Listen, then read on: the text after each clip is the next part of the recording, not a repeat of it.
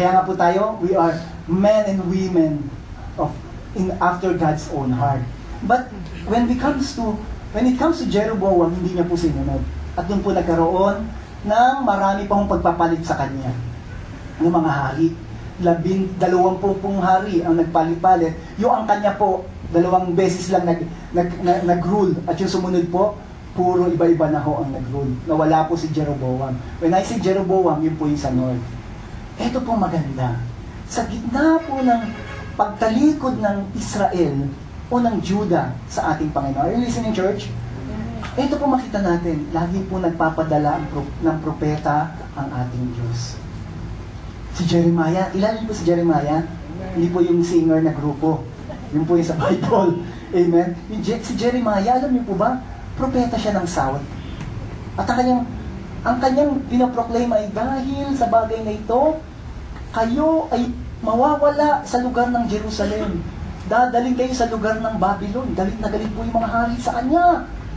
Pero sasabi niya to, pero 7 taon na makakalipas, ibabalik ko kayo sa akin. Sabi ni Jeremiah, ginamit ko siya ng Panginoon. At yung very known na salita na Jeremiah 33, ano yan? And Jeremiah 29, 29:11. Alam niyo po yan? For I know the plans I have for you. Yun po ay sinabi ng Diyos ng time na talaga pong magulo at mukhang hindi sumusunod yung mga tao sa Panginoon. Pero sabi niya, pangako ko sa inyo, pupunta kayo doon, pero alam kong plano ko sa inyo, ibabalik ko kayo muli. Hindi gagamitin pa akong tao. Yung pangalan taong hindi pa ako pinapanganak, pero binanggit. Here we'll see na kahit ganun po yung forma ng pamumuhay ng mga tao na lumalayo sa Diyos, ang Diyos po tapat pa rin. Lalo na kung kayo tulad ninyo, wala kayong problema sa Panginoon. Amen? Dahil kayo may Panginoong Jesus. Pero here, makikita po natin, sa North, meron po isang tao na ginamit ng Panginoon, isang propeta, na in the midst ng mga nangyayari, nagpadala po ng propeta ang Diyos upang pakita niya kung sino siya at ang kabutihan niya sa mga taong to at kadakilaan niya. Manalangin po tayo. Aming Diyos, nagpapasalamat po kami ngayong umaga, natuturuan niyo po tulad ng panalangin ng aming kapatid na Ate Marisa, o Diyos, na yung mga hindi pa namin alam, na gusto mo paalam sa amin, ay paalam mo ngayong umaga. Yung mga bagay na alam na namin ay ipapaalala mo sa amin. Yung mga bagay na hindi namin maintindihan namin. Yung mga bagay, o Diyos, na magpapalaki ng puso namin para maramdaman ang pag-ibig mo at maibig ka at magbibigay sa amin ng tamang posisyon kung sino kami. At may mga pinagagawa mo ay makita po namin ngayong umaga. Salamat, Ama, na gagamitin mo po ang lahat ng salita na nandito ngayong pag-uusapan namin mula sa Biblia, na palalakasin mo po ang bawat isa sa amin nandito. Na uuwi, na gagamitin mo sa kanyang pamilya. Gagamitin mo sa trabaho o sa eskwela at sa kanyang komunidad, o Diyos. Salamat, o aming Diyos, na makikilala ka namin. Ibig sabihin, may experience pa namin ang kadakilaan mo sa aming buhay. Banal na Espiritu, hinahayaan po namin na kumilos kayo at makita po namin na patuloy ang paggawa mo sa aming buhay. Hinahayaan ka namin. Ito po hiling namin dalangin sa pangalan ng Panginoong Jesus. Lahat po tayo magsabi ng Amen. Hallelujah. We have a great giver. A good, perfect gift. Lagi hindi ko inaalis yan dyan. Today we'll talk about the prophet Elijah. Last week we talked the 20 kings of the south and 20 kings of the north. And today we'll talk Elijah, and he's the prophet in the territory of the north. Who is Elijah? Ang Hebrew name niya po ay pinapronounce na Elahu. No? Elahu. Kaya meron pa isang prophet, Elisha, yung sumunod sa kanya.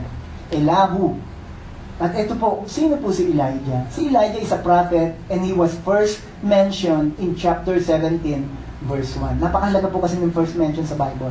Kaya po si Elijah nabanggit sa 1 Kings chapter 17, verse 1. Ito po sinabi, Now Elijah who was from Tishbe in Gilead. He is from Gilead, amen? And from Tishbe. Tishbe is in Gilead. He is a prophet. His name means Eliyahu. That means, my God is Yahweh. Yung Diyos, yun yung si self-existing God who does not need any God. Remember? The name Lord, Amen? He is the self-existing God. Hindi na kailangan ng ibang God. At yun ang pangalan ni Elijah. Amen? May isang bata rito, ikot na ikot kanina. Inulog niya pa yung kanyang lizard doon. Elijah ang pangalan nun. Si EJ. Yun ang pangalan niya, God is Yahweh. The all-powerful God.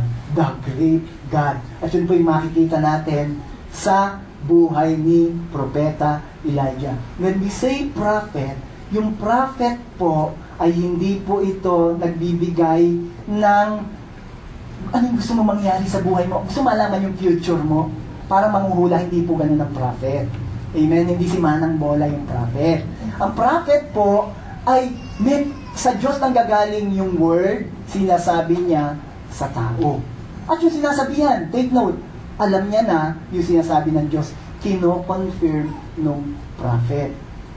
Tulad mamaya, makita natin si Ahab. Alam niya mali yung ginagawa niya. Kasi nabasa niya, remember, lahat mo na nagiging hari sa Israel, sinusulat yung Deuteronomy, binabasa nila, pero hindi nila, alam na mo nila yun. Dumating lang si Propeta Elijah para paalalahanan sila. Amen? Kaya kung may darating pong prophet sa bahay ninyo, at sasabihin niya, pinasasabi sa iyo ng Panginoon, Evelyn, ibigay mo yung kotse mo sa akin. Bibigay niyo, Ate Evelyn. Kung hindi yung sinasabi sa inyo muna ng Panginoon, ay yun po ay man of God pa sa tingin mo, kung hindi sa iyo sinasabi ng Panginoon, huwag niyo po ibibigay. Amen? Profit po ang mga tao sa mga tao niyo. Amen? Church, amen? Are you with me? Dito dapat na nakaalam. O may propeta, dumating sa ba? Ang ganda-ganda mo. Propetang binata. Sabi sa akin ng Panginoon, ikaw ang mapapangasawa ko. Sasabihin mo sa kanya, ba't hindi sinabi sa akin ng Panginoon? Amen. Dapat po sinabi sa iyo ng Panginoon. Ay, meron naman po talagang ganoon. Pero siya rin sinabihan ng Panginoon. At much made in heaven sila. Marami ako nakita at narinig na gano'n.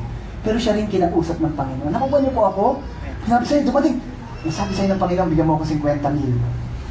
Una-una sabihin mo, wala akong 50,000. Pangalawa, ba't hindi sa'yo sinabi ni Lord? Ikaw muna kakausapin. Kino-confirm lang ng prophet. Amen? Are you with me, church? Are you with me, church? Kasi po mayroong gift of prophecy pa rin eh. Yung prophecy is a confirmation. Yes, natutunan po natin yan. Today, let's continue sa talaga nating topic, si Elijah. Survey from the New Living Translation. How many verses po? Lagi po akong ganito, di po ba? From Genesis to Revelation, alam niyo po ba binanggit ang pangalan, nag-register ang name ni Elijah? I got this from eSword. Amen. Di po ito galing sa internet, sa eSword po mismo, sa studies ko. 105 verses were registered in his name. In the New Testament, he was mentioned 28 verses. Oh, di po ba? Mga ibang Old Testament characters, bihira pong banggitin na sa New Testament. Kasi taklipas na po sila na nangyari sa kanila. Eh, alam niyo po ba, 28 times na binanggit ang pangalan ni Elijah. Alam po ilang beses? 23 times in the time of Christ, and mostly malinig po, si Lord Jesus po ang nagsasabi.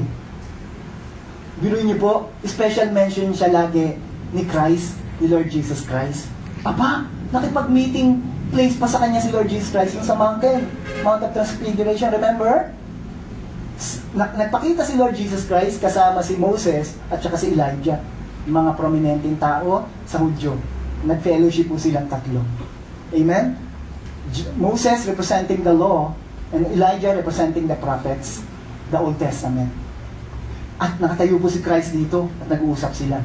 Kilala niyo si Pedro, di po ba? Hindi yung tatay ko na dumating kagabi. Si Pedro, si Peter, yung disciple, nagulat po siya, wow! Mga sikat tong tao ah. Sabi niya, Lord, pwede bang magtayo na lang ako dito ng mansion, tabernacle, ng tent, para sa inyong tatlo. Hindi ba, na kami sa labas, kayong tatlo, pagtayo na, gustong-gusto na hong manatili doon ni Brother Peter, Brad Pitt. Amen? So sabi ni Lord, sabi ni Brad Pitt, na po, magtayo tayo dito. At biglang meron pong kumulog at nagsalita. Ang sabi po, no, this is my beloved son, listen to him. Pakinggan nyo siya. Ano po sinasabi rito? Si Elijah ho yan, tsaka si Moses, ang dami pong bonus ngayon. Eh, lagi naman na nilang papakinggan si Moses at tsaka si Elijah. Saan po? Sa Old Testament. Here, sinabi ng Ama sa Langit, dumating si Kristo. siya na ang siya ang pakinggan ninyo. Listen to Jesus. That's why today, Old Testament ang binabasa natin, pero i-relate po natin ito kay Christ. From Genesis to Revelation, nakaturo po yung kay Christ. At here, in the Kings, si Kristo ay King of Kings. As si Elijah po is a prophet, and we have a great prophet, and his name is Jesus also. He's a prophet and king. Hallelujah! So tuloy po natin, in the Old Testament, 77 verses. 71 verses are all from 1st and 2nd Kings. At ang muli pong binanggit na pangalan ni Elijah, wala po dyan, di nakasulat, ay sa Book of Malachi, proclaiming that Elijah will come again in the last days. At yung daw pong puso ng tatay at ng anak ay pagsasamahin in the Book of Malachi. That is the last, from First Kings ang first mention sa Old Testament, ang last mention ay sa Malachi, the last book of the Old Testament. And his life started in the reign of King Ahab. King Ahab, tingnan po natin, what is the economic, political, and spiritual situation nung time ni Elijah sa pamumuno ni King Ahab? Ito po ang sabi, 1 Kings 16:29 to 33. Ahab, son of Omri, began to rule over Israel in the 38th year of King Asa's reign in Judah. So siya po siya sa north. Si King Asa ang namumuno ng panahon na namumuno si King Ahab sa north. Sa south, si King Asa. King Asa is a good king. Yes, was a good king, right? He reigned in Samaria 22 years. And ito po ang kanyang description. But Ahab did what was evil in the Lord's sight. So ano po ang political situation? Chaos. Sabi ng Proverbs, righteousness exalts the nation. Alam niyo po ba yon? Righteousness exalts the nation. Kung hindi po, ang namumuno hindi po righteous, chaos po nangyayari sa politics. Amen? Alam na ho natin yan. Experience ng Pilipinas din yan. Ano po yon? The economic, pababa rin po, hindi nagpo-flourish. Amen? Ano pa ho?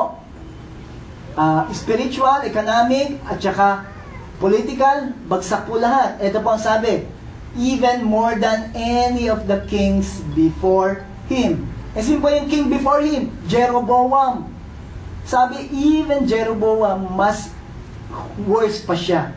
So here makita natin, iba po ang katayuan. And as though it were not enough to live like Jeroboam, he married Jezebel. Hindi po yan yung isda na merong ano. Amen? The daughter of King Etbaal of the Sidonians. And he began to worship Baal. Kung may Bible ka, bilugan mo yung word na Baal. Explain ko po kung sino yan mamaya. First, he built a temple and an altar for Baal. Where? In Samaria. Sa po ba yung Samaria? Lugar po ito ng panambahan nila. Alam niyo po, nagtayo siya roon ng templo at ng altar. Then he set up an Asherah pole. He did more to arouse the anger of the Lord, the God of Israel. Why? There in the times ng may commands ang Lord. Huwag kayong pipili ibang Diyos. At nandun po sila sa panahon na yun. Hindi po nila sinunod. That's why the anger of the Lord lumabas po.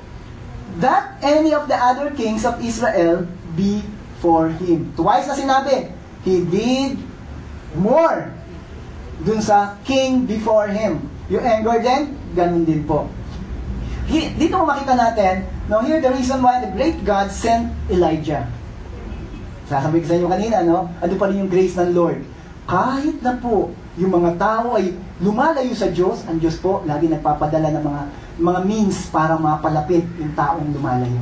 Ulitin ko po, ang taong lumalayo sa Diyos, ang Diyos po, hindi nagsasawa. Siya po'y nagpapadala ng mga ways and means, channels, para po ang taong ito na lumalayo ay mapalapit sa Diyos. Experience na ho natin yan, amen? Ako, experience ko na ho yan. Lagi po nagpapadala ang Lord ng channel, means and ways. Kaya sasabi ko, hindi lang po tao eh. Marami po, circumstances and everything, para mabalik po ang tao. Here, makita po natin ang biyaya ng Diyos. Ang bayan, ang bansa, ang hari, lumalayo sa Diyos. Ang Diyos naman, hindi po nagsasawa na magpadala ng tao dito po, propeta, para sila'y maibalik sa ating Panginoon. Palakpakan po natin ang ating Diyos. Di ba nakila po siya?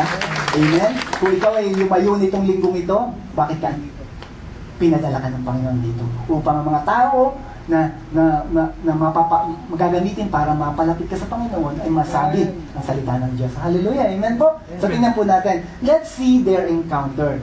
Natapos po ang chapter 16 sa verse 33. Nagsimula po siyempre sa 1 Kings chapter 17 verse 1. Now Elijah, who was from Tishbe and Gilead, told King Ahab.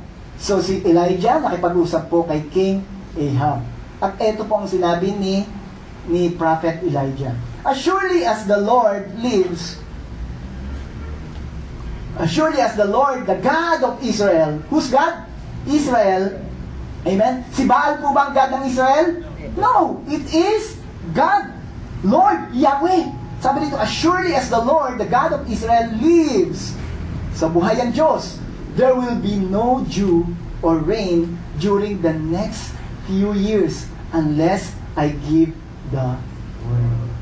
So nagpadala po ang Diyos. Anong declaration ni Elijah? May buhay na Diyos. At ang Diyos na ito ay Diyos ninyo. Kausap niya ang hari. Ikaw ang hari. Yung mga tao, ang Israel, pinamumunuan mo lang yan. Ang tunay na hari niyan, ang Diyos. Buhay, sabi niyan ganon. Pero dahil hindi mo pinakinggan yung buhay na Diyos, walang darating na hamog o ulan man lang sa susunod na mga taon. At bakit po ito ang ginamit ng Diyos para sa kanila? At sinabi ni Prophet Elijah, bakit po nationwide drought? Ito pa nationwide talaga. Yung Jewish people po depend on the seasonal rains for the success of their crop. That's the Israel side. Amen? Yun po yung kanila. Sila po ay agricultural country. At wala pa hong mga irrigation na magpapadala sa kanila ng tubig coming doon sa lugar na yon.